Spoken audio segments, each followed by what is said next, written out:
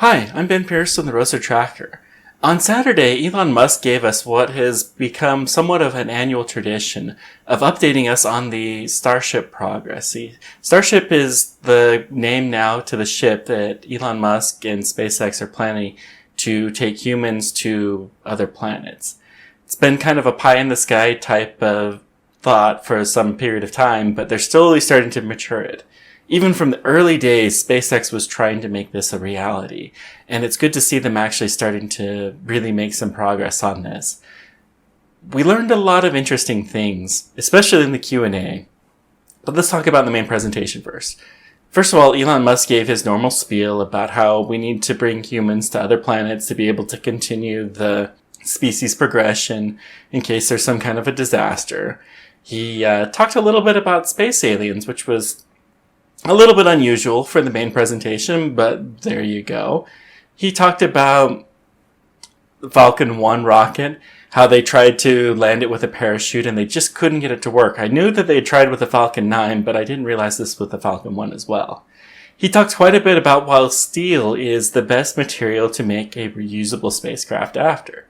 Now, they're going to have to put some kind of heat shielding on one side of the spacecraft, but they don't have to put any at all on the other side because steel has the ability to retain strength up to a very high temperature. It's not going to melt, and the particular blend of steel that they're using, 301, is actually harder at cryogenic temperatures, so they can get away with using less than they would normally. And the spacecraft just stands upright, and it's just amazing. Now, the version that they had there uses a lot of panels. They're going to have one manufactured eventually that will use less panels and will actually be thinner as a result. It's really exciting stuff. Overall, SpaceX is making some huge progress. Where things got really interesting was in the question and answer section. The first question talked about the timeline. Elon Musk said that they hope to have this Starship prototype that they have there in Boca Chica now, launching to a height of 20 kilometers within the next month or two, and that it's going to test the entry maneuver. During the main part of the presentation, they showed a bunch of new animations, which I'm so excited for, especially the re-entry maneuver, which is just absolutely insane. You just have to take a look at the video. It's amazing that we'll be able to see this in real life. Now, he did mention in the Q&A that they're going to try to have some things to reduce that. They especially talked about this in a Q&A with Tim Dodd, the Everyday Astronaut, that happened after the main interview. Jim Bridenstine's tweet came up. Now, Jim Bridenstine is the director of NASA, and he said, "Hey, I'm really looking forward to hearing what SpaceX has to say, but what are they doing about commercial crew?" Now, he didn't actually single out SpaceX. In retrospect, it really did look like he was going to, but he really intended to single out all of the contractors for NASA that are not meeting their proposed deadlines, because quite frankly, that's the culture in NASA right now, to not meet your deadlines.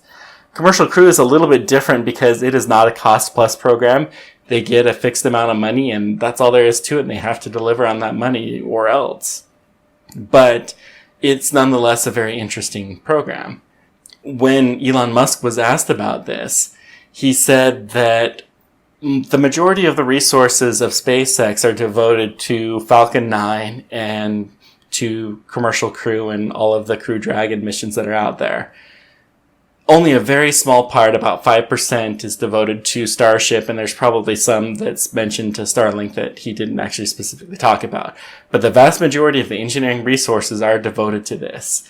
That in this early prototype stage that Starship is in, you can do these crazy things, and you don't really need a lot of engineers to do that. Where you really need the engineers is when you get to the optimization stage, which it's not quite at.